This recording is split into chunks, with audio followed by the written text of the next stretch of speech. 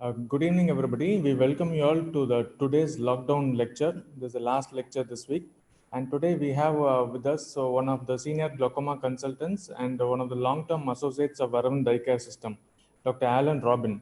So he has been instrumental in developing and establishing the glaucoma service at Arvind Eye Hospital all over the state, and he is currently the executive vice president of the American Glaucoma Society and professor of ophthalmology at the University of Michigan and Johns Hopkins University. We welcome you, sir, for your talk on new and newer glaucoma medications. Thank you. Thank you. Thank you. It's an honor to give one of your lockdown lectures. I think this is a fantastic idea, and hopefully I can add some information to what you already have. One of the things that we think of when we think of glaucoma therapy, we think of glaucoma medicines. And I like to start out with there's no such thing. At least in the US, all the medications we have to treat glaucoma, from pilocarpine to latanoprost to whatever, are all for IOP lowering. None of them are approved for glaucoma. It's sort of like with diabetes, you have medications that are approved to lower blood sugar, but there's no medications approved to treat diabetes. So I think that's important to keep in mind, because there's a lot of research on neuroprotection, perfusion to the optic nerve, all kinds of other things that I think it's important for you to keep this in mind. Second, there's no real cookbook. There's no way of us to have a perfect method of treating this. And we have to individualize therapy depending on the patient, depending on the doctor, the social situation. We'll talk about that. But there's really no cookbook that fits for everybody. And lastly, there's no perfect drug. I mean, it'd be nice to have somebody who feels good, makes them feel better, and treats their glaucoma and cures them. We have no such thing. What are the problems we face? So we think of newer drugs and new things that we need. What are the problems that we face so that we can address them in these new drugs?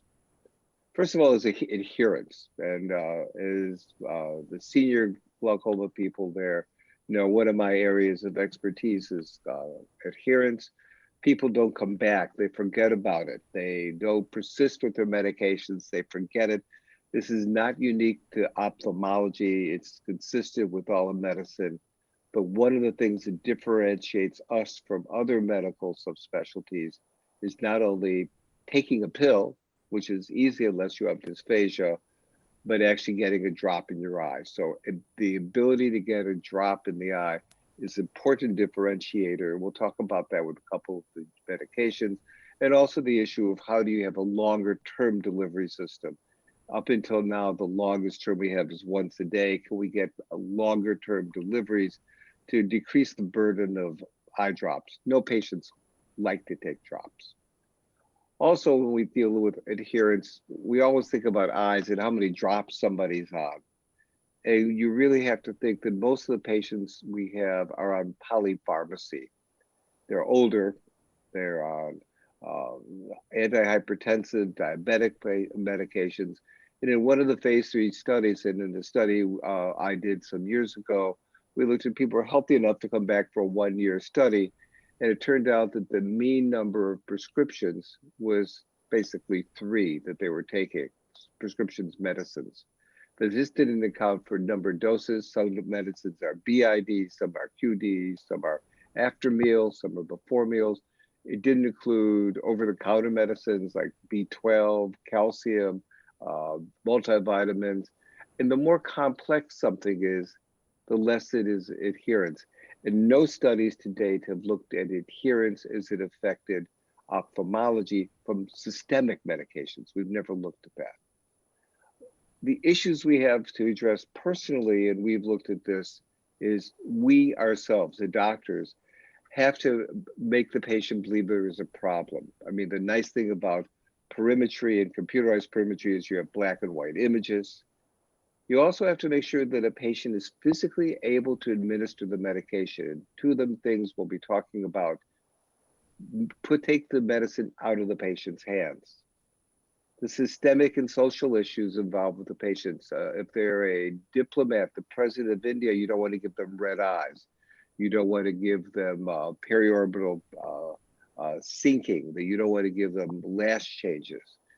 You want to be able to give them simple medical regimens. One of the things that I see often is people just add medicines, and you wonder if the first medicine really worked. And with some of the new medicines, combination medicines, we can really get some effective results. So rather than adding a second medicine, simplify.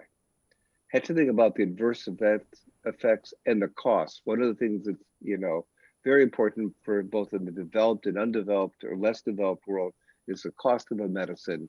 And I think that's very important for you to sort of get the feeling for, can the patient pick it up? And in the Indian sense, is it available in the local rural area where the patient may be? Safety, I think, is also the most important thing for a patient.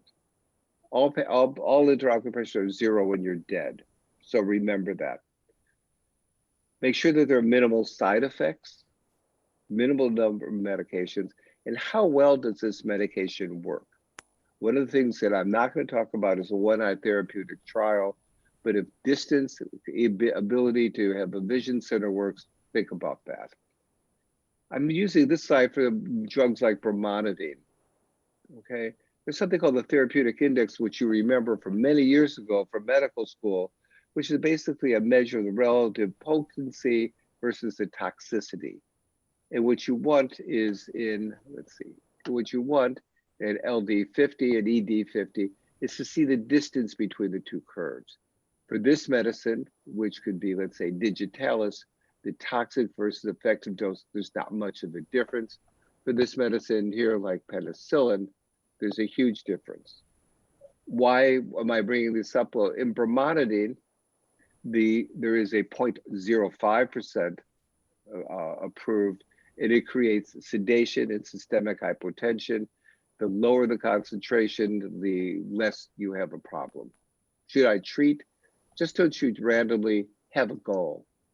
There are many different goals. I'm not going to tell you which goal is right. These are all the major therapeutic studies from the United States, from Oates to Aegis, and all of them have a different basic goal. I think SIGITs, which is right here, is the best. It's usually about a third decrease. Collaborative normal tension glaucoma study had a third, and they had the best success rates. So I'd suggest that, and really think about that. Have a target pressure in mind. And remember that in the old medicines, the ones we already have, most people need a second medication versus ocular hypertension, where about 60% of people are stable on one medicine, to the SIGITs, the people with earlier glaucoma, where 75% of people needed a second medication. So think about the simplicity, very, very important. Also think about preservatives. One of the things I cannot in honesty answer for you is the value of preservatives. If you use intracameral miotics, such as carbachol, versus the carbachol drops, carbachol intracameral has no preservatives, and if you put it on the eye, has absolutely no effect. We add benzalkonium chloride, it actually enhances its penetration of the cornea. Do preservatives damage the cornea? In animal models, in vitro, they do. Does it really make a difference? Probably in some patients, but really not that many. If you have a choice and there's equal efficacy and equal cost, I'd use a preservative-free, but I have nothing to base that on, really. And remember, too, there's some evidence in treating glaucoma, both medically, this is medically with latanoprost, and surgically can cause lens-induced problems. Okay, these are LOX grading, showing that there's an increase in 4 years of latanoprost versus the control group, getting nuclear sclerotic changes. But you see that also in the collaborative normal tension glaucoma treatment study. The first new drug I'm going to talk about, and it's a hot item here in the United States, is marijuana. Does it really make a difference? There's a couple great papers on it for any of you who would like references on any of these topics I'm going to talk about. I'll be more than happy to send you the papers. Okay, so if you'd like me to, Venkatesh, at the end, I can send a whole list of PDFs on any of these topics. In the US, marijuana is legal in many states. It's been said to be approved medically to treat Crohn's disease, epilepsy, depression, MS, and glaucoma. Does it really work? Well, there's a couple active chemicals in marijuana. One is tetrahydrocannabinol or delta THC. It's psychoactive. It's euphoric. It's addictive. There's some IOP lowering, but it's not that much. It's very short acting. It's used for pain, but it's not much better than placebo. Uh, this was with old studies where there are about 1 to 2% THC available. There's now, because of it being legalized, 33% THC, and there's no data on it. There's also cannabidiol, which is active in the brain. There's no IOP lowering, and it actually raises IOP. So if patients suggest they want to use marijuana, and I don't know if that happens in India, I usually tell them don't. Okay, I went the wrong way, sorry. We also have troubles assessing how do you take it, inhaled versus oral. Delivery systems are very important. Is it herbal versus synthetic? Another big issue. You know, different leaves and different plants have different amounts of delta-9 THC. And what concentration is the patient getting? We don't know that. We don't even know from some of the delivery systems here that are legalized what they're getting. And we really don't think that it lowers IOP much better than placebo. All the studies have been questionable. Sample sizes have been minimal. It's not neuroprotective. It's hard to prove that. Has a very short action direction, and the adverse events make it a very poor candidate for therapy. So the first drug I'm going to talk about, I wouldn't use. You now have some data. If your patient asks, you don't really want to use it. Now, this is a medication that I think it has a lot of potential, but a lot of potential problems. Okay. And I should state here that I have, because of my position with the American Glaucoma Society, I have no financial interest in any of the things I'm going to talk to you about, except glaucoma. I have a financial interest there. This is the Anarvin. This is the Vimatoprost implant.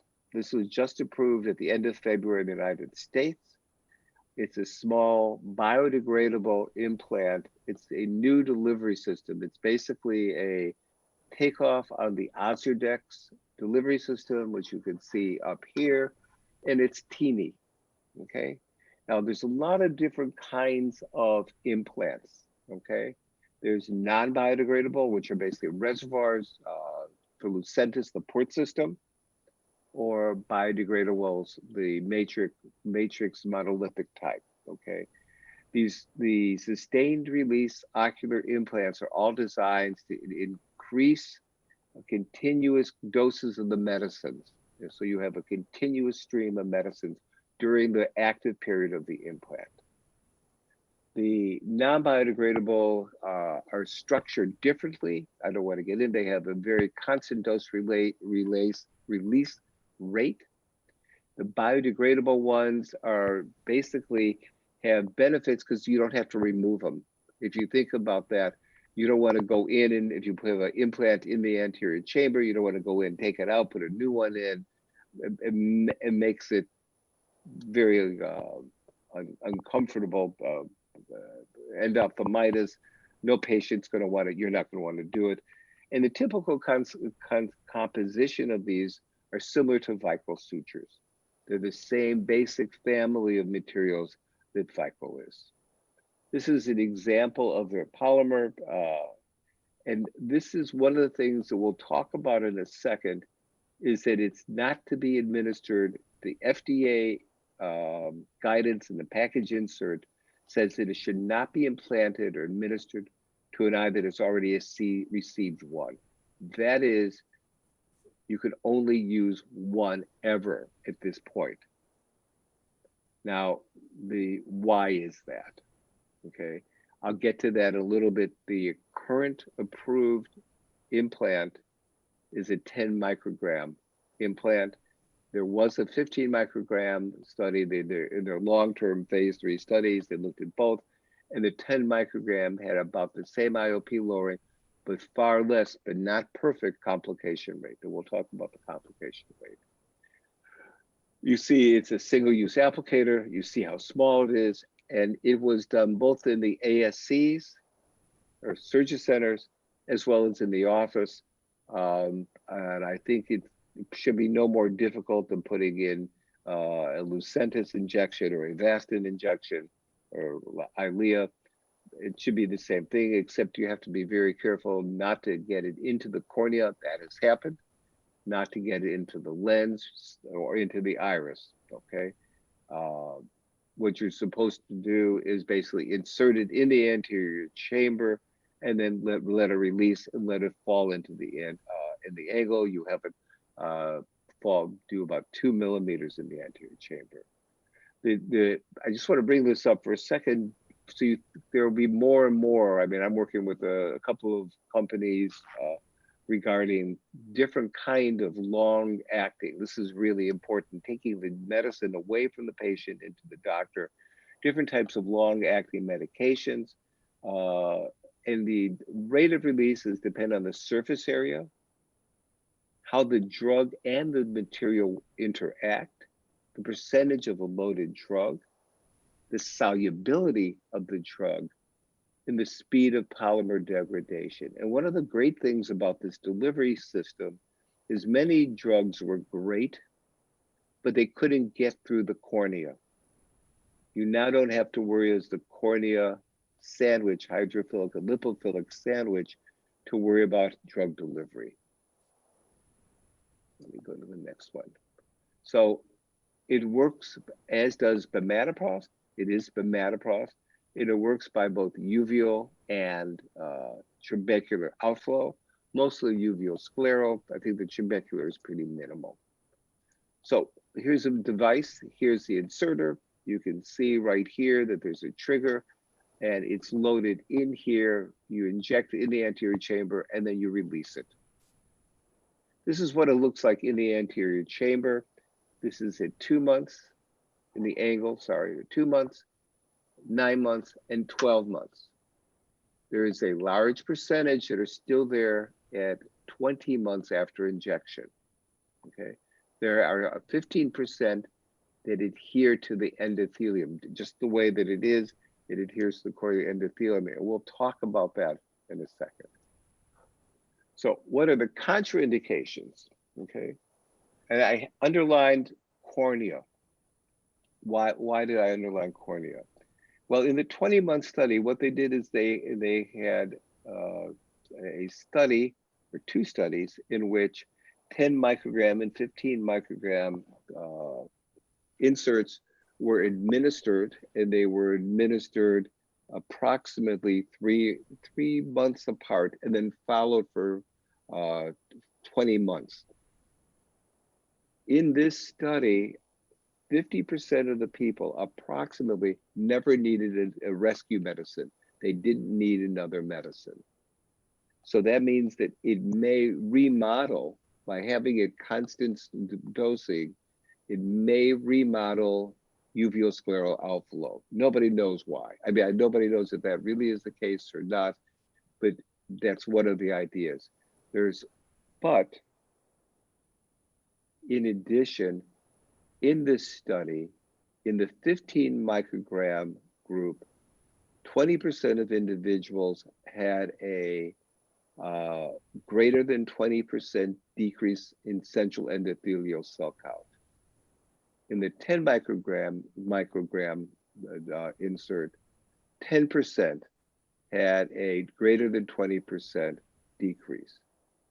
So if you think about that, that's worse than the CyPass, which was removed from the market. Glaucoma is a chronic disease, so people are going to need more and more of these. The percentage of corneal cell decrease was related to the number of implants put in. So 3 seemed to tip the scale. Where does this fit in then in our, let me go here. This is its efficacy. You can see that 2 weeks, 6 weeks, 12 weeks with 1 implant, that it works better than with Timolol. Timolol is the comparator that was used, and it seems to work very well. You can see it's superior. Who would you use this in, okay? Well, you need to have a documented open angle. So for the residents and fellows, make sure you understand gonioscopy. If there's any question, I would not use this. I would not use it to anybody who has any corneal pathology whatsoever. So everybody in this study had either had greater than 1,800 cells per square millimeter and had a grade 3 angle. I would make sure that you're dealing with people with very healthy angles. I would possibly use it in people who couldn't administer their own drug, and hopefully this would work. Or in people, 17% of patients are reliant on others. But I wouldn't just use it nilly-willy. I think it's a great idea, but I think the corneal, I'd hate to use the word toxicity, but the corneal issues are really significant. And I'm not sure if they're going to be able to get rid of them. Would I use it as a rescue medicine for somebody who, I think you may need a trabeculectomy or a Zen or GAT? Can I use it in you and then, or you may need a combined procedure? And I would not, because let's say about 2 weeks later, the pressure is still up and you need to do a trabeculectomy. You now have a pellet of bimatoprost that's going to be very hard to remove inside the anterior chamber, and it could cause hypotony. Another issue would be what happens if you need to do a capsulotomy. Will this pellet migrate into the posterior chamber? And I'm not sure what it would do in the posterior chamber. So I think there are multiple issues that are coming up here. And I don't have the answers. This is new. It has not hit the market yet. So, but it has been approved by the FDA. So I'm telling you, hot off the press information. Another drug is Vyzulta or latanoprost bunode. It is a combination of latanoprost and, sorry about that, latanoprost and bunode, excuse me. And what this does has both prostaglandin effect and nitric oxide effect. And this should potentially give you a much greater efficacy than a prostaglandin. This works both by the uveoscleral and by trabecular outflow, as we were talking before. And you can see that the latanoprost works both, as we all know, by uveoscleral outflow, extracellular matrix. This is, again, a once-a-day medication, has a minimal hyperemia similar to latanoprost, not like bimatoprost, not like travoprost. And I should mention that for the insert that there's a minimal hyperemia, and we haven't noticed iris changes, but there could be iris changes, and no periorbital changes or last changes, but it's too early to tell. So this is its efficacy compared to timolol BID. Why timolol BID? Because whenever a medication is selected for a phase 3 study, you need a comparator and active control, and timolol is the easy one that's acceptable. So it works as well as timolol. In their study comparing it to latanoprost, you can see really minimal, 0.9 millimeters, 1.2 millimeters, 1.2 millimeters, 1 millimeter difference. I mean, they're statistically significant. My questions to you, are these really clinically significant differences? And in my impression, made a little bit of, I used it for a while, made a little difference, but not a ton of difference. This again is a percentage of individuals achieving target pressure. And I think this was sort of, it's barely clinically significant target. Liz would complain about that comment, but its p-value was 0.046. And I'm not sure, it is a little better than latanoprost per se. I'm going to change to a new class of drugs, the last class of drugs I'm going to be discussing in our 40 minutes. And these are Rho kinase inhibitors, okay? And the nice thing, the other medicines we've been talking about either work on decreasing aqueous production, increasing uveoscleral outflow, but this, like, we don't use pilocarpine much. You use pilocarpine a lot, and this, like pilocarpine, works with works on the trabecular outflow by a different mechanism. And what it does is increases cell contraction, both in the blood vessels, which is why you'll see some hyperemia, but also changes the extracellular meshwork in the trabecular meshwork. And one of my favorite slides is this, showing a buffered say. This is the Schlemm's canal, cornea, trabecular meshwork. And after Nitric, you see that the outflows increase. It decreases fibrosis and changes the regulation. So you can see there's a tremendous change in the way fluid leaves the eye because of this. It's really very, very impressive. It really is a very neat way it works. It also works on EVP, and here you see percent of outflow here. Sorry about that. You'll see percent of outflow. This is Nitric versus placebo, and Nitric versus baseline versus placebo. And likewise, you can see EVP here versus baseline and versus vehicle. There's a significant change in both outflow facility and mean diurnal EVP. So it's a neat drug. It's been around for about 2 or 3 years. I'm not sure if it's hit India, and I'll find out from you guys if it has. This is comparing it to timolol, and one of the nice things about it is it works much better than latanoprost in patients with lower IOPs. So one of the things that I was using this for earlier as a first-line drug was in individuals who had normal tension or low tension glaucoma, or glaucoma with lower pressures. Made a difference. It maintained its efficacy throughout the whole year. And one of the main problems with it, and why I would not use it as composed to timolol, is that it's conjunctival hyperemia. You can see there that the percentage of individuals who had hyperemia was over half. Timolol, 10% is the baseline. Also, you'll see that there's conjunctival hemorrhages and cornea verticillata, and I'll show you examples of both of those so that you can see the difference. The drug that I think is most impressive, which is now available, and I don't know if it's available in India, and I'll tell you why I like it, and again, I have no financial disclosure, is the fixed combination of Nitric and latanoprost.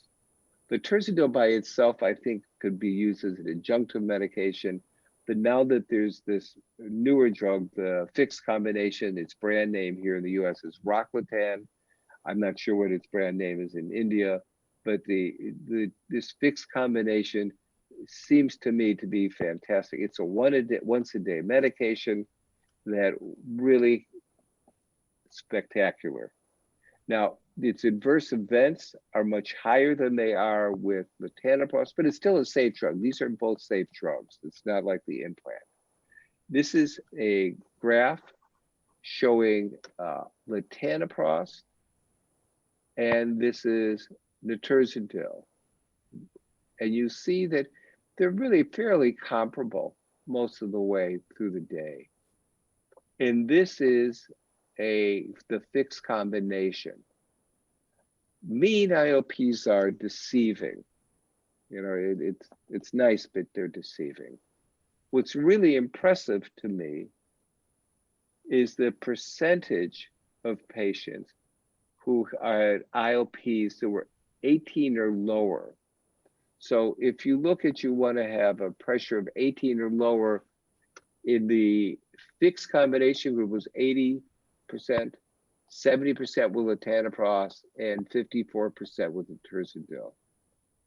But when you get down to, let's say, less than 15, less than or equal to 15, almost half of the Nitric treated, the fixed combination group had that, and almost a third had IOPs less than 14.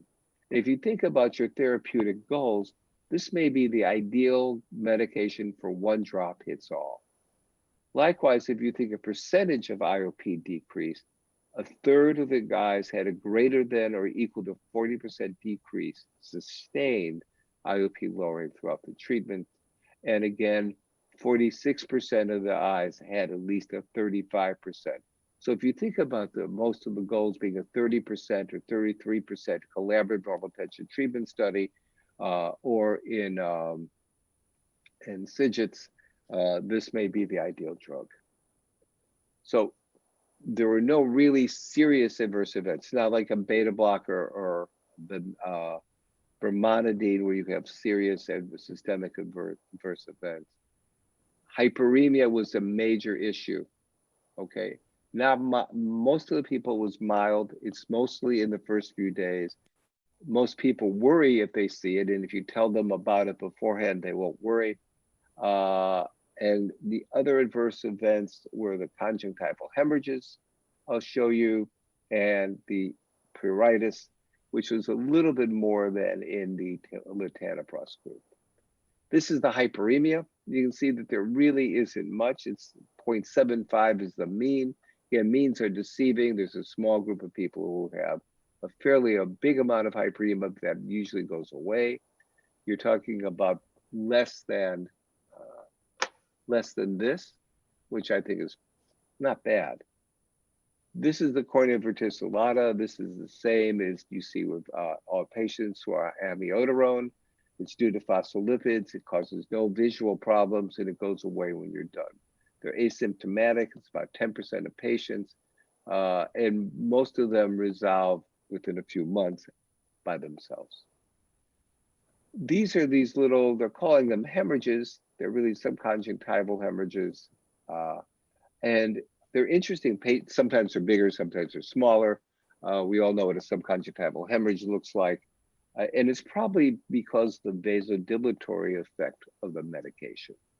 So it's not something that I would worry about. But again, it's something you want to tell patients about so they're not concerned. Finally, there's more than IOP. You know, there's some really neat work going on now with microspheres, both topically, intravitreally, intracamerally, increasing perfusion, changing cell regulation, going on for neuroprotection. That's where that's the holy grail. That's the pot of gold at the end of the rainbow is neuroprotection. So I'm done, and hopefully I kept within my time, 35 minutes, and all of you want to go to dinner, and I'm here to answer your questions. Thank you very much, sir. And we'll take questions now. It's in the chat screen. I'll read out the questions to you, sir. So the first question is by Dr. Kavita, and Madam asks, how do you disinfect applanation tips and gonio prisms during this pandemic? Do you do or avoid any investigations? Okay, one of the questions, Christian asked me this yesterday, and I'm going to give you a long answer to a short question, Kavita. I'm not sure that routine patients need tonometry at all. We're about to present a study to the people at Arvin with Wills and Wilmer together, which should be interesting to see whether or not that really is necessary. The real answer is COVID is disinfected easily with isopropyl alcohol. I think alcohol, 75% isopropyl alcohol, rubbing the tonometer tip should be more than enough. There's a question in the US because of other things, whether or not you need to use bleach. And there are bleach swabs that they can ruin the tonometer tips if you don't disinfect it very well. You can cause SBK in patients. There's really no proof. There's no history of anybody getting prion disease from a tonometer tip. So alcohol is the preferred method of cleaning it in this pandemic.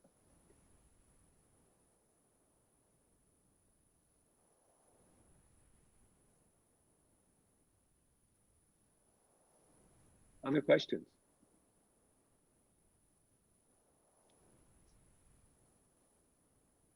Sorry. The next question is, can netarsodil be given along with oral Diamox? Yes, there's no reason why I cannot. And what is your experience using netarsodil? Uh, I think if my experience with Intarsidil is that if you let patients know that they are going to receive hyperemia initially, they're not worried about it and they accept it, and it usually becomes very mild. If you don't tell them, there are some people who really do have very bad hyperemia. It persists, probably about 1 or 2% in my experience. I was one of the initial investigators in phase 1 and phase 2 studies here, and we were one of the first people to use it clinically. Um, I think it works very well in many people. We were using it initially for people to avoid surgery. I think the fixed combination, which in the US is the same cost, but I don't know, I don't know if it's available in India, but the fixed combination has the same adverse event profile, but has a much better IOP lowering, and to me is a superior medication. And do you feel the netarsodil improves the endothelial cell count? No, I don't think it makes any difference. It doesn't disapprove, doesn't make it worse, but it doesn't make it any better. And in India, we don't have netarsodil. Only ripasodil has just now become available. And Ganesh sir asked, do you experience any paradoxical rise in IOP or non-responder in patients on ROCK inhibitors? I, there are some non-responders. There are, in my experience, probably about 10 to 15%. Yeah, close to 15%. And I consider a non-responder less than a 15% decrease in IOP. I don't see any, I have not seen any paradoxical increases in IOP, nor have I seen any reported. And do you see that the bimetoprost implant increases the risk of cataract formation over the course of time? So far, we have not seen it. I'm talking to Allergan on Monday, and I will ask them if they've done any locks. That's an excellent question. It's not reported, and vision has been the same throughout the study. There's been no change in vision, but as we all know, that's a poor indication of cataract. I don't know. These were all skilled investigators who were here. The fact that there was the FDA considered, as I mentioned, 20% decrease in corneal endothelial cell count, a significant change. And to see that 10% of individuals with the 10 microgram implant had that change is very significant for experienced surgeons and investigators.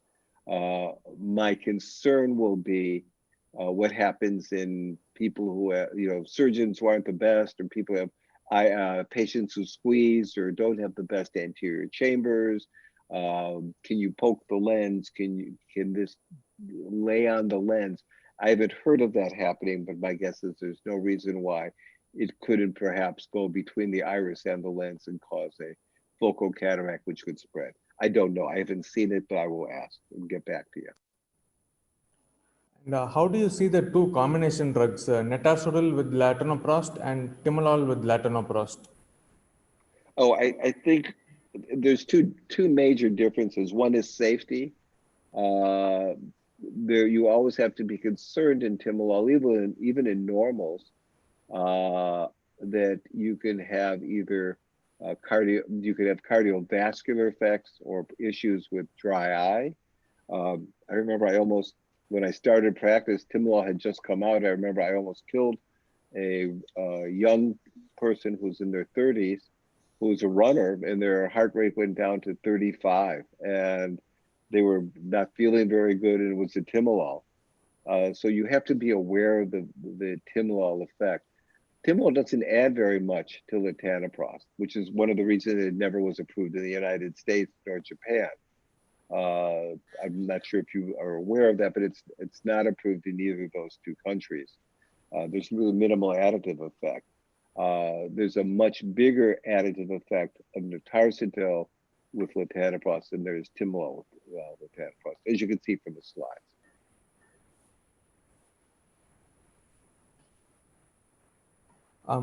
The next question by Dr. Mohiddin sir is, how about intracameral implant of fixed drug combination of latanoprost with nitazoxanide in the future?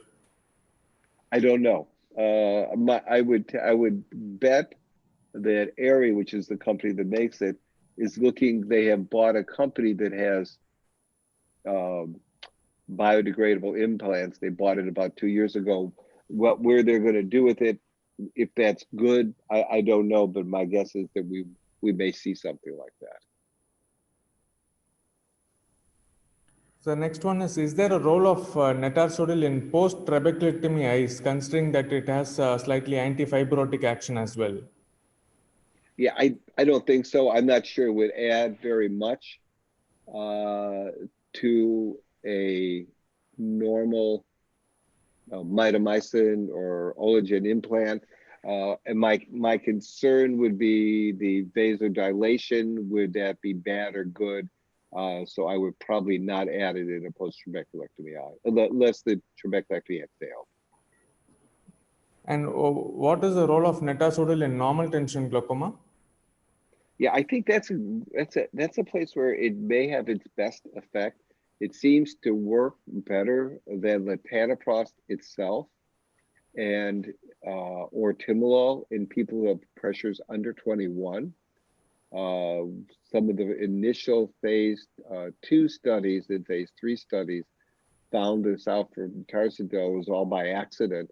But these are the eyes that it seems to have the best effect. Usually the higher the IOP, the greater the percentage of IOP lowering. For nitazoxanide, it works much as well at lower IOPs. So it's just a very amazing drug in that way. And I think it's something that I would definitely consider for normal tension glaucoma. And there is a Japanese, I'm blanking on the name. There is a Japanese rho kinase inhibitor. It's not approved in the United States. It is not half as effective as the nitazoxanide, and it's also not a QD medication. Both Zolta and nitazoxanide and the fixed combination nitazoxanide are all once daily medications. And considering that nitazoxanide reduces the episcleral venous pressure, how do you see its role in those conditions which causes raised ESVP like thyroid eye disease, Tujaber syndrome? Yeah, I think that it has a potential for that. It may be worth looking at, and it may be something once your lockdown is over and our lockdown is over, to design studies to evaluate its efficacy in those specific cases. I think that's a great question. Is there a combination of nitazoxanide with timolol combination, or has that been compared with the rocklatan? There is no combination, and I don't know of any studies that have looked at that combination, comparing it prospectively to the fixed combination of nitazoxanide and latanoprost. Dr. Melissa says that J. Caho had no longer allows alcohol wiping of the applanation tips, and this was changed even before the pandemic. She suggests. Yeah, no, that is correct. We we were working. I personally was working on it with the CDC. There was a CDC. There's an editorial that's coming out soon, written by myself and Venkatesh's Emily Shyline at Michigan, on this. There's some poor evidence that prions can be transmitted in the tear film, and that it all has to do with prions, has nothing to do with COVID or any other viruses. And that the fear was that if you had somebody with Jakob-Creutzfeldt disease, you can transmit it person to person by applanation. There's no evidence that this has ever happened. There's no evidence that this has occurred in the tear film. There's a white paper in the journal Ophthalmology, December 2017. I'd be more than happy to send it to you. And I have we're trying to get the CDC to change that. okay? And we were about to have it done when COVID-19 broke out. And so everything, all our progress is now put on hold, and who knows when that will happen again. But there's no real rationale for that.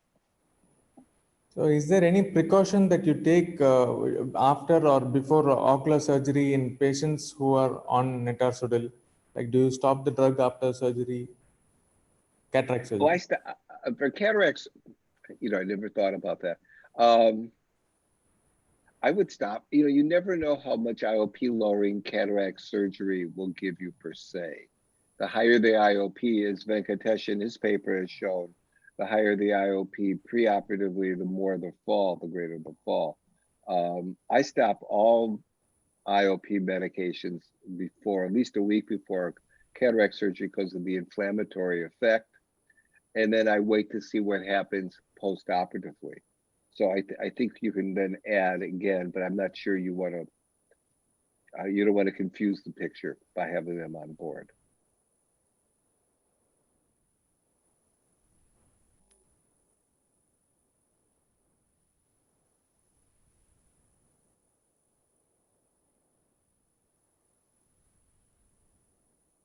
Oh, sorry.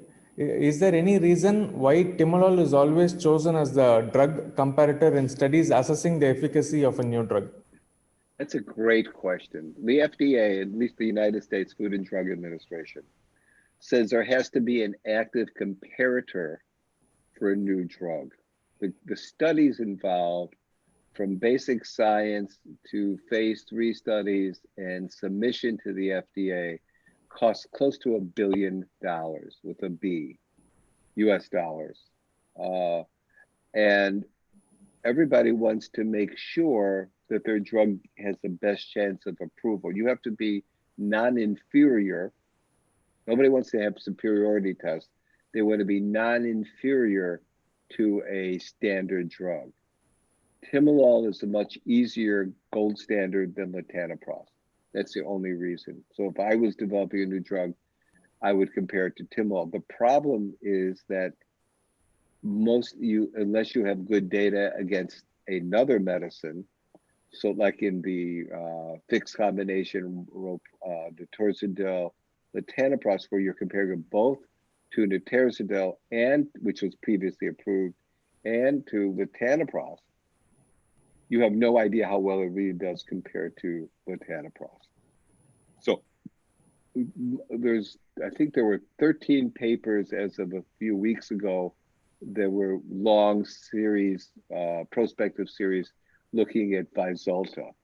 Of the 13, 11 of them all use timolol as comparators. And it's then hard to understand how much better the medication may be. I mean, what you really need to do, and Pradeep and I feel the same way, how do I apply this medication to what I do day to day? How do I take this medicine and use it in my patients? Where do I put it? And so if you don't have that information, it's hard to understand. The nice thing about the nitarsodil data is that in the phase 3 study, there was a comparison of it to latanoprost, because it was, as you remember from the slide, and let me see if I can go back to it. Yeah, if you go back here, you have either nitarsodil, the fixed combination, or latanoprost. So you are here comparing nitarsodil to latanoprost. So you have an idea that it's fairly comparable. It's not the same, but it's fairly comparable to latanoprost. And in phase 0 clinical trials on animals, the drug used, does it contain preservative or without the preservative? In which phase? In the phase 0, the first phase. Usually they're preservative. They usually use whatever the formulation, unless they're going to change the formulation in another test, whatever the formulation they're going to use in the phase 2 and then the phase 3 studies. In the animal studies, when they inject it intravitreally or just to see toxicity, there's usually no preservatives. So currently, is there any drug which provides neuroprotection? No. Okay. Not that I know of. And have you ever used Ripasudil, sir? Have I ever used, I didn't hear what you said. Ripasudil. No, I have not. Okay. Should we restrict latanoprost in COVID family? Why? I don't understand why you would restrict it. What do you mean by restrict? I'm not sure what that means. Okay.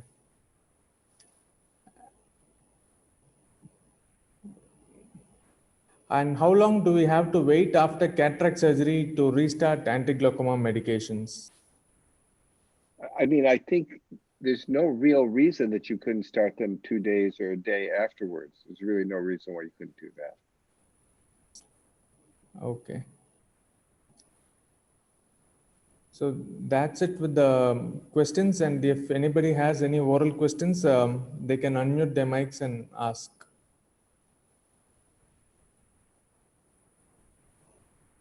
Hello, this is Dr. Manav Deep Singh. Hello. Yes. Hi, I can hear you. Alan, I wanted to know that the chart that which you showed just now, you compared latanoprost with letrozole combination and latanoprost. Correct. I want to know whether a combination of letrozole and latanoprost, has it ever been compared with latanoprost and timolol combination? No, it has not. There's never been a test of that. Because that And makes more sense than it- comparing it with only latanoprost.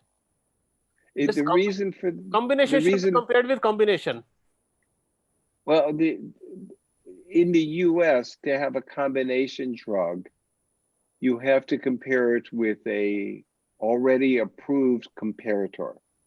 And you have to show here that the fixed combination is significantly better than either of the two by themselves.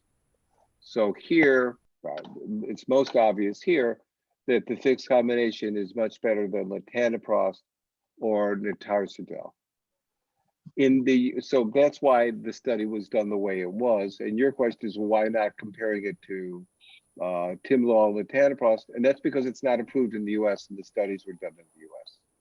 So there's the latana, as I mentioned before, the latanoprost timolol fixed combination is not available in the US because of decreased efficacy.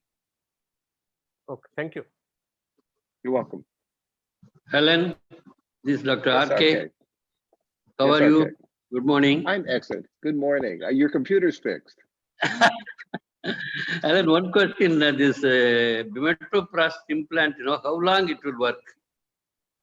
There are some people in which one implant can work for 2 years. Okay. Okay. But it's made to work. And remember I said at the beginning, let me see if I can go back. Okay. That one of the things that it does is it remodels the trabecular meshwork, or not the uveoscleral outflow. It changes. I mean, we think it may change the metalloproteinases, opening up, sort of like with the. Let me find it. Here. So this is with nitarsidil, but this is trabecular meshwork. But if you think of this as uveoscleral meshwork, sort of permanently changing the passages so the fluid could exit easier. So that may be what's happening. That's maybe why it has such a long duration of action. Okay. No, what about nitrosodil as the first line of drug? Will you use it as a first line drug? I think for normal, I used it as a first line drug in normal tension glaucoma. But when I retired, it was just after, or just before, no, it was after the fixed combination came out. And I had a chance to use the fixed combination for a few months. And I switched from using, if you're going to, I believe in simplifying, getting the most out of it. And if you looked at the graphs here, if you're looking at, the percentage, you want to get a large percent IOP decrease from a target, it's so much more significant here to get a third more, 40%, almost half of the eyes had at least a third decrease in IOP. So that's the way, I figured that way it's simpler and they were the same cost. So cost was not an issue. Okay, thank you, Alan. Nice talk. Thank you, RK. Okay. You're tired, I think. No, I'm wide awake. No? Okay. Wide awake. Okay. Namalai, there was a fresh question. From RK, you have, yes. Yes, Alan. You have another question? Somebody had a question? I think they have one more. Yes, Okay. sir. In the event of severe side effects with biometaprost implant, can it be easily removed or washed out? No. It seems in a percentage of patients, the day you insert it, it seems, let me find the slides.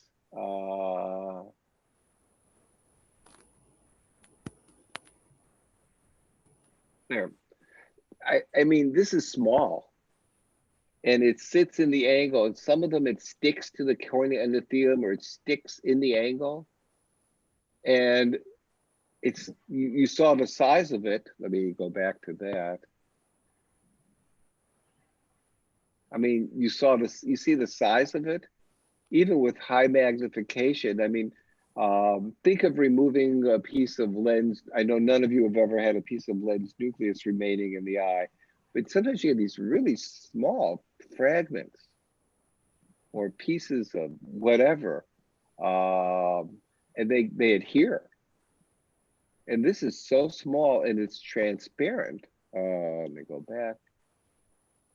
Look and see what it looks like. That it would be hard to see, and they're stuck. So you can use a forceps probably, but it would not be easy. How's that sound? And biometaprost implant, as you mentioned, has been shown to work for almost 2 years. And what do we do after that? Do we put a new implant again?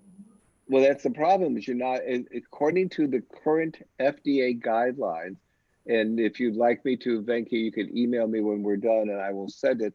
I'll send the package insert. You are not allowed to use more than, I had that in one slide here. Well,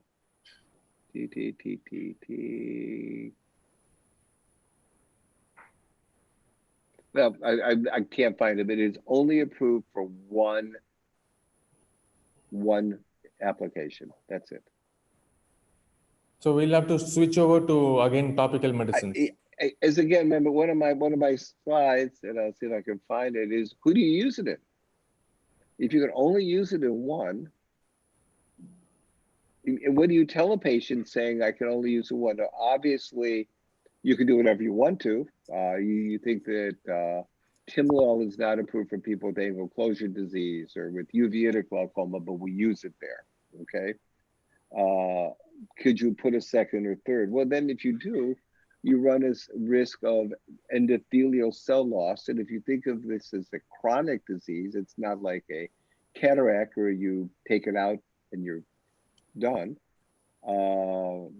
What happens in people who've had, who you put it in and then need cataract surgery? There are all these questions that have come up and I don't know the answer. But I think, for your teams, your hospitals, it's great to speculate on when I can send Venki what exists. I've reviewed some articles of the the American Glaucoma Society. I'll try to send the abstract for it.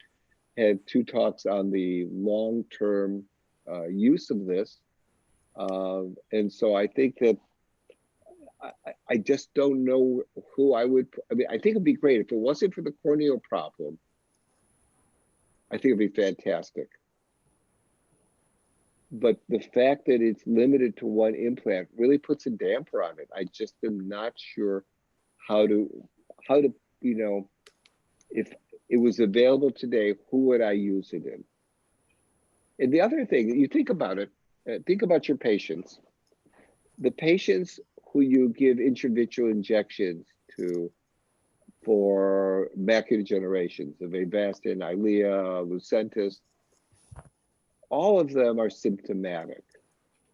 They all know. My mother was one of the first people to ever get Lucentis back in the 90s.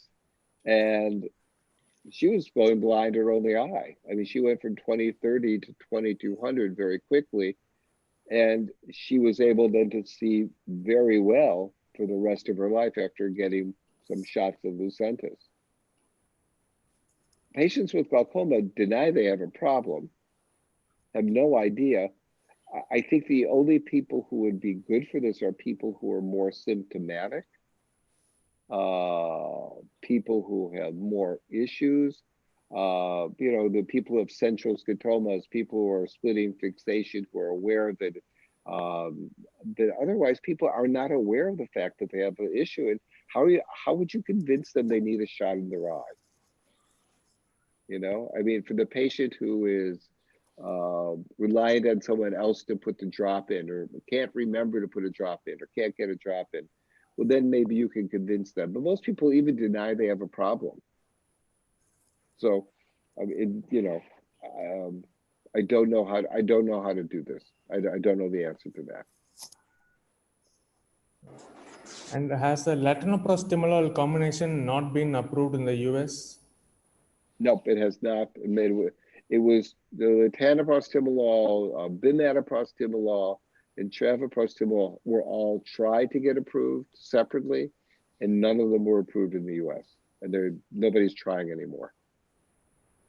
And is there any implant which is available to be placed under intrascleral limbal pocket and not in the antechamber? Not that I know of. Okay. And those are the list of questions that we had, sir. Thank you very much for the wonderful lecture on newer glaucoma medications. We look forward Thank you very much. Yeah, we look forward to having many more lectures with you. Thank you. Hopefully not lockdown lectures. Thank you, Alan, and have a good day. Thank you, okay. Thank you, Venki. Thank you, Krishnadas, George, Moedine. Thank you all, friends. Thank you, Alan. Have a good day. Thank you very much. Thank you, Alan. Thank you. Thank you.